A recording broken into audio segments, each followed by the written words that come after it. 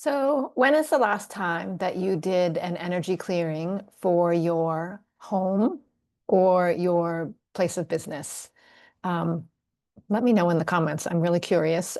I ask this question a lot, and a lot of times I hear from people who have never heard of energy clearing, don't know what it is, don't know what it does. Or I have people who totally understand what energy clearing is and very regularly do it in their own home or in their place of business.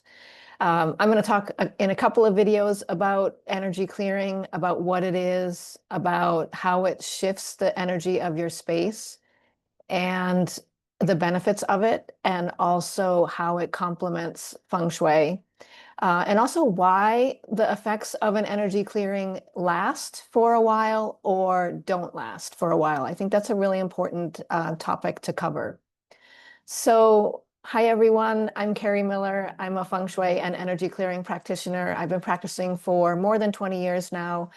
I work with clients in their homes and in their businesses to create an energy flow that supports their success, their joy, helping them create and manifest the life or the business that they are calling in. And I work with clients both on site and virtually. So I have a lot of experience on this topic, but I have to be honest that I didn't know a lot about feng shui before I sort of fell into the rabbit hole of feng shui. And I knew nothing about energy clearing. And so I learned about energy clearing when I was taking my feng shui certification program 20 something years ago. And I remember on like day number 2 that the whole topic was energy clearing. And I had never heard of it. I didn't know what it was. But as they were talking about energy clearing and about how your space makes you feel and how the space can sort of imprints the energy of people, situations, vibrations that are going on in the space, it made complete sense to me. Complete sense to me because I had always been sensitive to my environment. And I could see how that happened, how when there was a tense or stressful situation, even if the situation had subsided, there would sometimes still be that ripple effect, that feeling of that tightness or tenseness in the air, in the space for a while.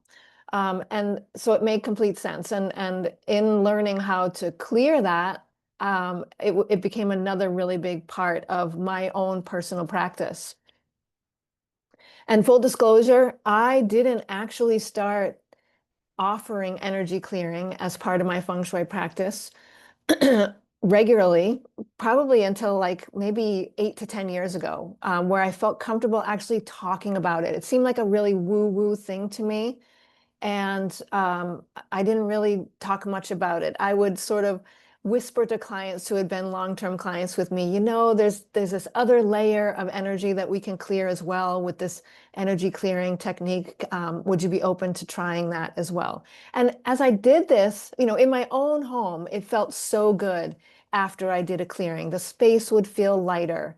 Um, it definitely felt less tense. It just felt fresher. I felt lighter and more energized. And I could see how everybody in the space was just felt that way. It just kind of felt like there was less pressure and tension in the space after doing an energy clearing.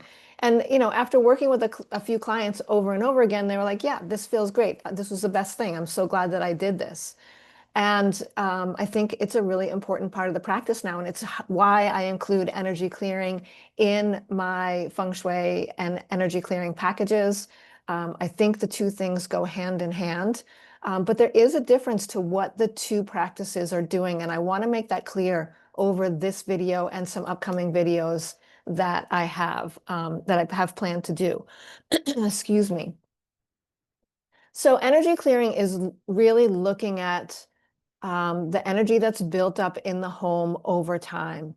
And it is doing some practices that break that energy up, shake it up, get it circulating and moving again, and really allow stuck energy to or used up energy to kind of move on and make way for fresh energy, fresh chi to move in.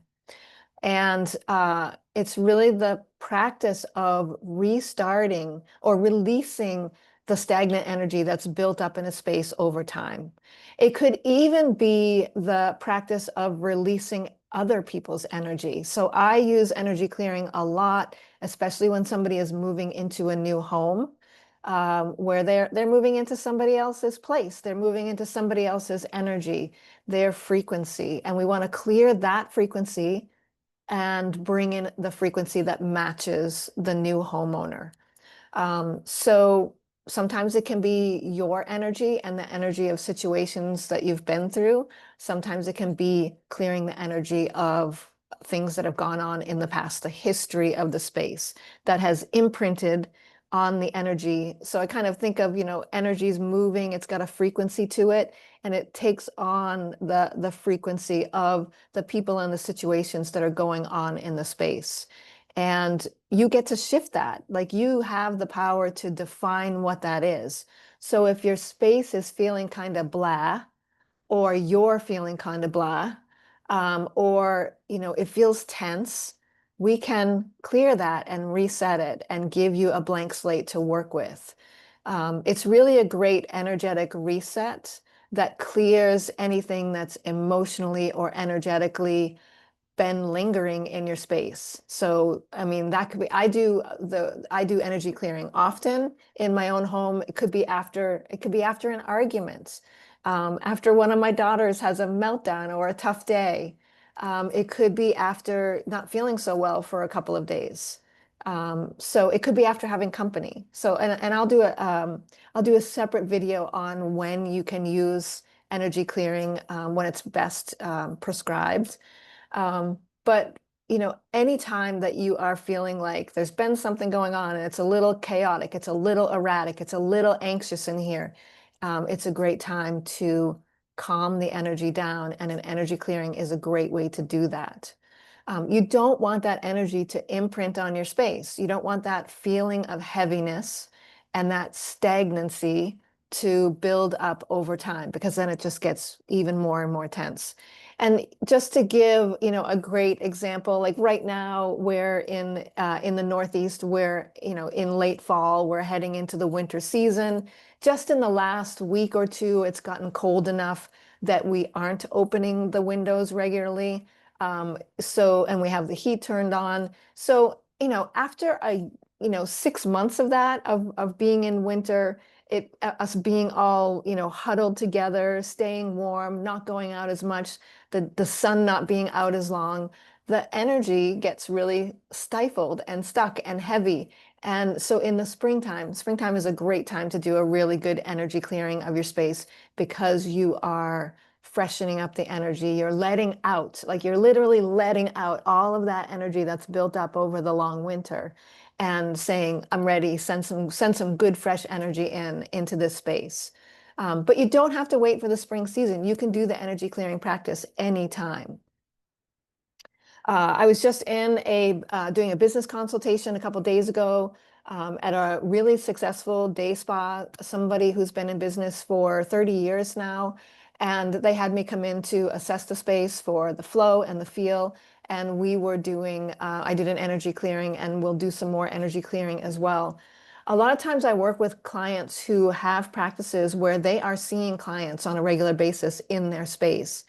And many of these practitioners already know about energy work and energy clearing, and will be kind of proactive. So I think in that situation, it's great to do energy clearing very regularly in your space. You have different people coming in throughout the day. They're coming into your space. They're bringing their energy in with them. Maybe it's their stress. Maybe it's their worries. Maybe it's their struggles. Maybe they're, there in your space to get some self-care or some therapy, or some kind of treatment that's going to support their health and their well-being. But in that shifting energy that you're doing with that client, they are leaving some of that residue behind, and you don't want that building up in your space over time, because it will affect how you feel. It'll affect how the other employees in the space feel, and it'll affect the way people who are coming into the space feel. So many of my clients are very good at regularly practicing this energetic clearing where they may do an energy clearing in between the clients that they see, or every day they will clear the energy of their space. And I think that's a very good practice to get into if that's your situation. But I also hear from a lot of people who are like, oh, I clear the energy of my home all the time. It just gets so stuck, it gets so heavy, and it is just not feeling good. And so I'll do an energy clearing and it feels great for a few days and I feel better. And then I'll do it again in a couple weeks because it will start to get stuck again. To me, that's a red flag. And that's where there's a difference there's a relationship between feng shui and energy clearing where they work together, but there's a difference between what the two different practices are doing. And I think people sometimes get that confused. And when they think that they are clearing the energy, they think that they are adjusting the flow of the energy, and they are doing that temporarily. So you are, with the energy clearing practice, which usually includes some type of sound or percussion that wakes up the energy, shakes it up, breaks it up, and gets it moving and circulating again. There are some other tools that we use as well, and I'll do a separate video on that. But it gets the energy moving and flowing and circulating again. So it automatically feels better. It's fresher, it's more vibrant, it's moving, it's energizing you, it's motivating you, it's inspiring you. That's what we want it to be doing. But if your space quickly feels heavy or stuck again within a couple days or a couple of weeks, I would venture to guess that there's something else going on in the space. And that is regarding or looking more towards feng shui and a feng shui challenge that's in the space. Feng shui looks at the energy flow in your home, the way that the energy is able to move and circulate through your space and energize all the different areas, all the different spaces, all the different people in the space. And there are architectural features that affect the way that energy flows. There are furniture placements that affect the way that energy flows. There's things like clutter and decorative items that can get in the way or shift the way energy is moving in the space. And when we look at the feng shui of your space, we're looking at how is that energy flowing and what's causing it to get stuck, to get blocked, and to start to get weighed down and stagnant. When I think about energy flow, I think about it like a body of water. Like energy is just like a body of water. It's just the unseen flow of, so you can imagine it like water. And if you look at, a riverway where the water is flowing very effectively in a beneficial way, the water is fresh, it's clear, it's bubbling, there's life there, there's birds, there's fish, there's animals that come there to get the benefits of that water, to get the benefits of that energy. When that energy or that water gets kind of stuck in a curve or it gets pooled up somewhere, it starts to get stagnant. It will, get all mossy. It'll get very thick. It might get smelly. It's not as healthy looking. It's not as vibrant feeling. And the same thing happens in your house. If there are architectural features or furniture flows or clutter that is causing the energy to get stuck and pool up somewhere, it will get heavy. It will not feel so good. It will feel tougher and tenser. And that will reflect on how you feel in the space and the energy that you can bring to your day-to-day life or your day-to-day business.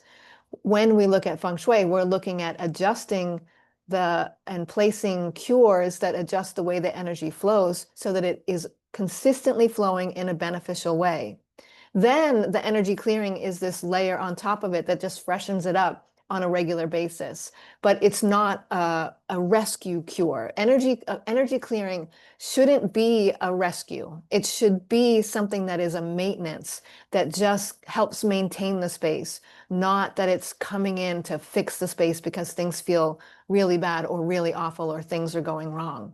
So the point that I wanted to make today was that feng shui and energy clearing work together. I think they work really well together. It's why I offer the two of them together in some of my most popular packages.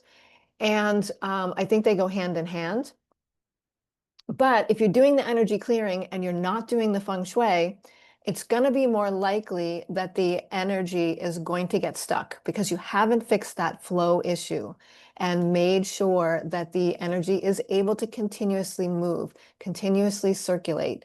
Energy needs to move, it needs to flow. That is a law of energy. In order for it to stay vital, it needs to be moving in a beneficial way. And when Feng Shui is in place and it is supporting the qi, the energy, with moving smoothly through your space, it will allow the energy to feel good and for your energy clearings to last longer and for it to, you to feel it more deeply. It allows your home to hold the good vibrations, the harmony, the support for much longer. And you will feel the benefits of that. Feng Shui is a transformative tool for your space, but it's transformative to your life as well, because when you start being energized by that energy flow, and the energy flow is supportive and directed to where you need it in specific ways for what your goals and your situation are, it can truly shift the outcomes that you are seeing in your home, in your life, in your family, and in your business too. So I'm really excited about offering energy clearings regularly now with my clients. I do offer energy clearings as a standalone, and I offer them as part of my one-on-one packages. They are available both on-site and virtually. And usually I talk to clients upfront before we book in. I have a conversation because I want to know what's going on. Like, is it just an energy clearing issue, or is there something underlying where Feng Shui would also benefit the space? There are links in my bio about how to book in a chat with me, a discovery call about what's going on for you in your space. And we can talk about whether Feng Shui is the right step for you, Feng Shui and energy clearing, or maybe just a standalone energy clearing for your space. If you have not been clearing the energy of your home or your business regularly, I do think it's something that is a beneficial thing to do it, definitely to do it after challenging situations or challenging energies have been going on in your space. I definitely have a consistent energy clearing practice where I do it probably once a month on the full moon. I definitely do it on the solstices and the equinoxes, and at a minimum, just do it on the new year. Like for sure, we're kind of heading into the end of the year. There's going to be that fresh energy at the start of the new year. It's a great time to reset the energy of your space. It's not just about clearing the energy, the old energies, but it's really about setting the energy and the intention for what the frequency of the new chi is going to do for you when it's in your space. So it's a very powerful practice, and I'm going to be doing a couple more videos on this practice. I would love to have you tune into those. I'll be sharing those in the next couple days. If you have any questions on energy clearing, let me know, and I will try to address it in a future video. Thanks so much, everybody. Take care.